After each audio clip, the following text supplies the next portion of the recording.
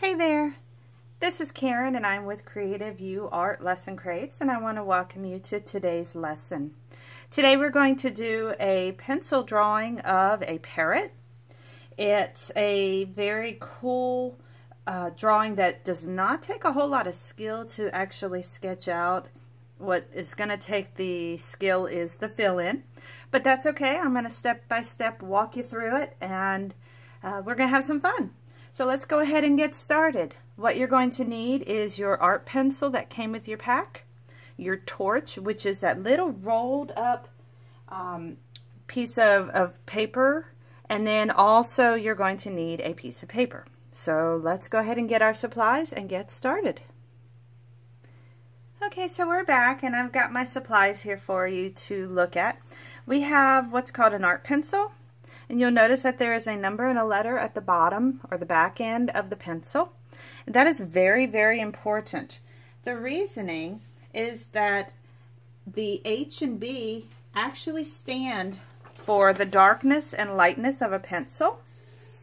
So if you have a number line and that center is HB, which is what this pencil is, oh, there we go. That is an HB pencil. That means it is the middle of the line. It is not too dark, it's not too light. Now if you number 1, 2, 3, 4 and keep going on and do it this way, 1, 2, 3, 4 and keep going this way, that's going to represent any number that is next to your letters. Now this one does not have a number because HB is in the middle, but you may have a pencil that has like 4B. You can have a 2H. You can have a variety of different number letter combinations. Now if you take this B and go this way, that stands for black. So the higher the number, the blacker the pencil lead is. This way is H. This is lighter. I know it doesn't start with an H, but I didn't create it. So the higher the number, the lighter. Basically, the lead is harder the lighter it gets, which means less lead comes off while you draw. Here, it's softer, so more lead comes out. Why is this important? Well, because if I color using the same pressure, this is my 4B. Same pressure. Nice and dark, right? This is my HB. Do you see that tonal difference? There's a very, very distinct change in the color of my lead just simply by the number and letter, not by the pressure of my hand. So that's something to keep in mind. Some artists like to rotate between different numbers and letters to get the proper tonal changes in their artwork. I personally like to use the darker one and use my hand as the pressure that gets it darker and lighter. So it's kind of your choice what you're more comfortable with. Now this little guy here, he's a blending stick, a torchon. He is your best friend when you're working with pencil. He is a blender. You'll notice that my blender is kind of dark on one side. That's because he's been used. That's a good thing. The more you use it, the more it becomes its own writing utensil. You can either hold it like this or like this, and you just quite simply put some pressure on it and drag it. It will blend your colors so you have a seamless gradation. It'll also drag out. You see that? I can drag my gray even further out. So it's a really cool utensil. You can also use your fingers. You have natural oils on your fingers, which is great for blending, but it is messy. The other thing you can use, Q-tip, or even a Kleenex wrapped around your finger if you don't want to get it on your fingers. All right, so let's go ahead and get started. with our parrot. Like I said before, it is a simple drawing as far as the sketch, but the fill-in is going to be a little bit more difficult, takes a little bit more effort. So let's start by sketching, not drawing. To sketch means to draw softly. You don't want any kind of dark lines right now, because if you mess up, you won't be able to erase them very well. It'll leave like a ghost image, and that's going to mess things up. Step 1, we have our paper and it's up and down. That means the long sides are going up and the short sides are the top and bottom. That's called vertical. If it were this way, it would be horizontal. The reason that would be horizontal is you could fit more land or landscape in it. So it's known as landscape. This way is more portrait, because you would put, like, you know, as a child we have our head and our shoulders and our school portraits, and that's all that's showing. This would be ideal for a portrait. Okay, so let's go about halfway on this side, on the left side. Give yourself a little mark. And then I want you to find the halfway on the bottom. I want you to come over maybe about the distance of about, oh, I don't know, 2 or 3 fingers, and give yourself a mark. So you'll be about 3 fingers away from the edge. And then I want you to put your finger as close to the center of the paper as you can and make a mark. Why did I do this? Because they're going to be guides. This is going to be almost as if it were a dot to dot. Remember how we used to draw the lines that connected the 1 to 2 to 3 to 4 to 5, and you would have a picture? Well, this is kind of your guide, your dot to dot, just on really large scale. I am a righty, so I'm going to need to tilt my paper. If you're a lefty, this is nice and easy. But for me to do an angle that way, it might get a little distorted. So I'm going to tilt my paper, and I'm going to use my whole arm, not just my hand. I'm going to use my whole arm and connect them with a hill. Alright, so now I want you to figure out from your center point here to your bottom here, what's about the middle. Make a little line. I want you to come off of this line. Whoops, I'm sorry. I went a little bit too far up right off the bat. I want you to follow the basic line here, but when you get to where it starts to bend, I want you to pump it out and bring it just below that mark that you made. This is going to be the chest of the bird, and this is the wing of the bird. It looks a little funny right now, I gotcha, but it's going to work out, I promise. Okay, so now we want to add the head. The head is very large.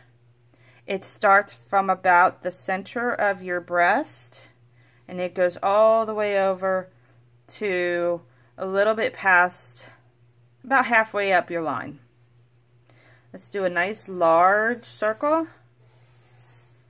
You notice I'm not doing those hairy lines. Don't do hairy lines. That's a bad habit.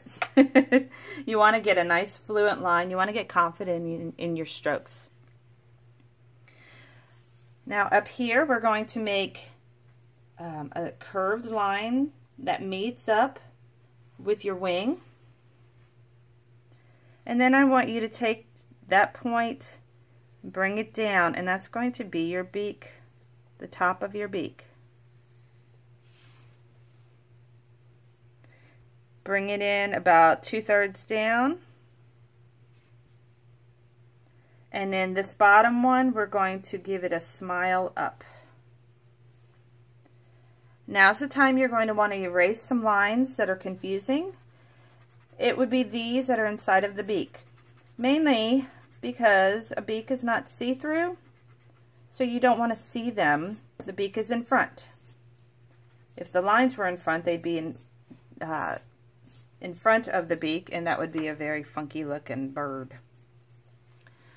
Let's do the eye area. So come about halfway from this point to this point. Do a big old swoop that just comes down. And then somewhere in the center here, I want a nice circle with a circle. And that's the eye. Alright, well that is great and all, but it looks more like a puffin. Now we're going to really give it some dimension. If you were to fill this in with color, like pencil color, watercolor pencils, or even watercolor, you still could do the following part. I recommend it because it adds a dimension to your artwork, and it just, honestly, it just looks cool. So go ahead and get your darker pencil, and I want you to start with the beak, and I really want you to darken your line. Nice and dark. The whole beak. Turn your paper as needed. Why would we turn our paper? Because you don't want to drag your hand through it. This pencil spreads, so you don't want to spread fingerprints and handprints on everything. This part of the beak is on top of this part. So let's do a subtle shadow underneath. And this part, from this part, is actually rounded. So let's do a little bit of a shadow line softly in the middle and taper it to a point as you get closer to the end. Softly. Go ahead and get out your torch. I'm going to zoom in so you can see this next part because it's cool. Using my torch, I'm going to come under here and I'm going to press that pencil into my paper, drag it over all of my lines, and now I'm going to pull my lead into the open area that actually has no pencil in there. It drug what was surrounding it into the center, but do you see what it also did? It gave you a brighter area, which makes it look round. Let's do this area here. Let's do the outline first. Really push it down. I'm going to turn it. Try and stay inside of your beak. Yes, you can erase if it goes outside, but save yourself some effort and time by just trying to stay neat. All right, now start dragging it in.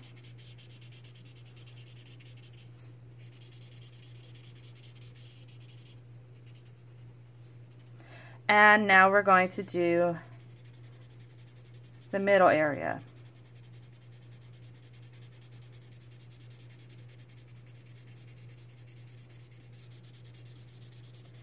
Once you've done your middle area, now we're going to just use your torch to drag it into the white area. That is a blended beak. That simple. The trick is the dark on the outside, blend it in, and then once you have all of your shadowed areas blended in, then you use the leftover on your torch to fill in your white. Now, you can take an eraser if you want to add a shine.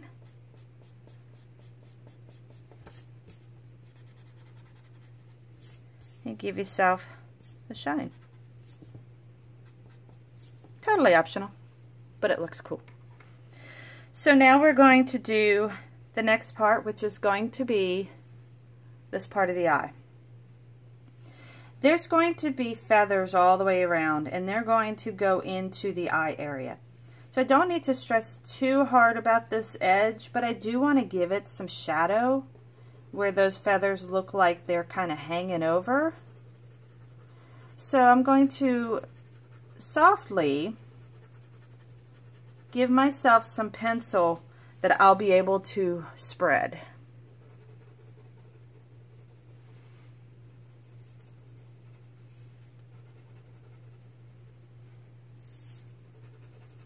Be a little organic with your lines. Don't make it a perfect, don't draw a line and fill it in. That's what I'm trying to get at. Now anytime something is behind another thing, you need to give it shadow. This breast is in front of my face, therefore the breast is going to cast a shadow onto the face. And we can do a little bit of shadowing over here too. This bottom area, I really want to shadow it darkly because of the breast covering it. So give yourself some black to drag around. All right, pencil down, torch up. Let's start going around. Shadow. Drag it out. Drag it all the way around. Remember, if you need to turn your paper, turn it. Keep going. All the way around. And now I'm going to go in here and really work on these shadows on the end. Drag them. Press hard. Your arm's probably going to hurt when you're done. It takes a little practice. Alright. Back to your pencil. I want some very subtle smiles all below the eye. Very soft. Come back with your torch. And just drag your torch over each one. Maybe 1 or 2 times. Back, forth, back, forth.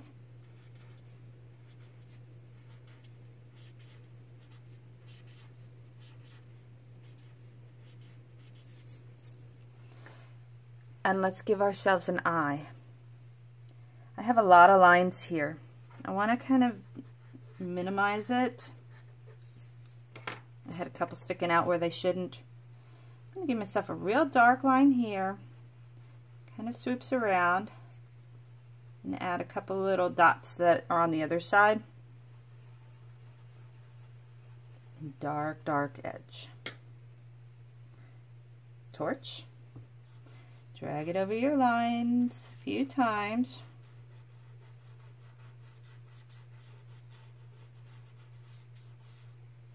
Fill in your circle, bring it to the middle. There we go. Pretty cool. Alright, for your feathers, you're going to quite literally draw in just some lines to imply feathers. You want to make sure that you have some on the outside, some on the inside, and some in the middle. Why am I doing it like this and not drawing each individual one? Because you will be sitting there for hours. Have your torch bring in some shadows and make it look like there's some underneath the ones that you just drew.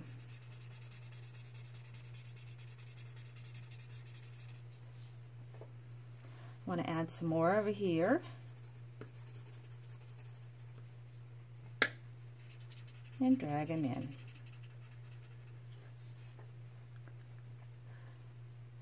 So let's keep them going in the same direction.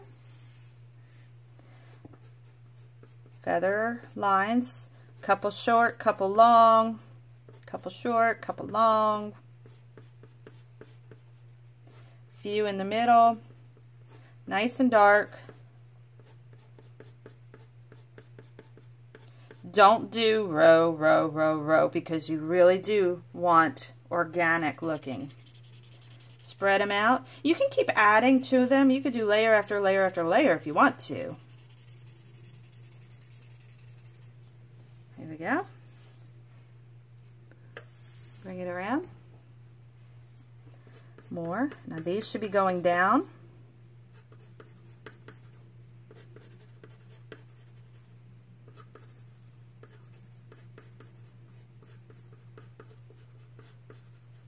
careful rubbing your hand on the already drawn parts. If you find that you're putting your hand on your drawing, take a sheet of clean paper and lay it down so you can rest your hand on it.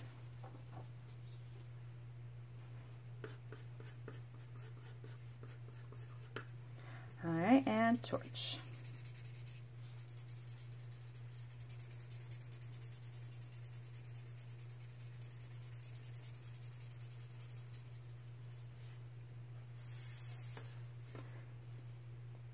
Alrighty, pretty cool.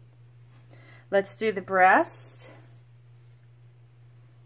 Feathers coming down. Feathers. Hairy line, I guess you could say. Nice and dark where the wing is covering it. A few random ones sticking out in the center. So you notice that they're a little more condensed in this area and looser over here. Torch the dark area first. Start bringing it up into the light area.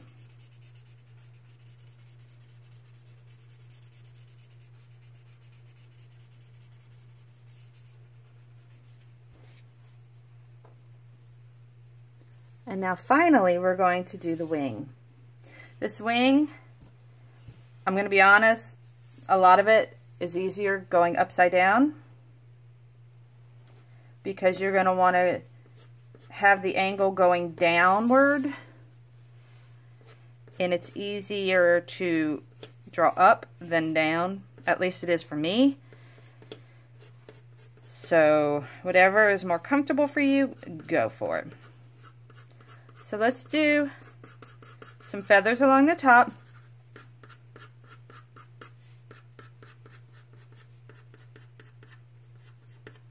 Now we're going to go below that with another layer that's kind of a line, because this is going to represent the change in color in the wings. Come down a little bit more. Do it again. Short, long line, short, long, medium, long, short. Just make it nice and variety.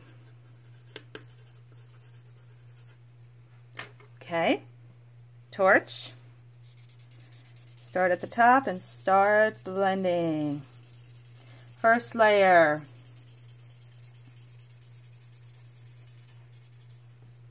Second layer.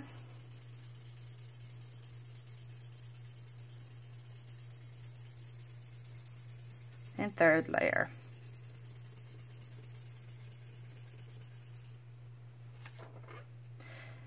Now I'm going to add another kind of a layer of just scribble at the tops of the two bottom layers, because I want it to look like this is on top of this one and this is on top of this one. So give yourself some lead to spread softly. Doesn't have to be real dark. Take your torch and blend.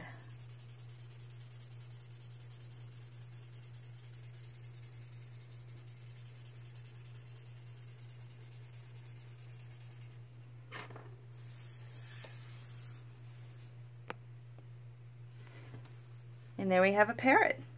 Now you can do a background to this. I like to leave my pencil drawings as simplistic as possible, but if you would like to do some tonal differences in the background and blend, you are absolutely welcome to. Just remember that when you are done, you sign your artwork. You always sign your artwork. Now if you are adding color to this one, you're going to move on to another step that involves the painting or the pastels or whatever. But right now, this is a very excellent, don't you like how that says, how I said that? is an excellent way of practicing with your graphite pencils. These are fabulous. They can be used many ways. Practice with them. Have some fun with them. And I look forward to doing more art with you real soon. Have a fantastic day. We'll talk to you soon. Bye.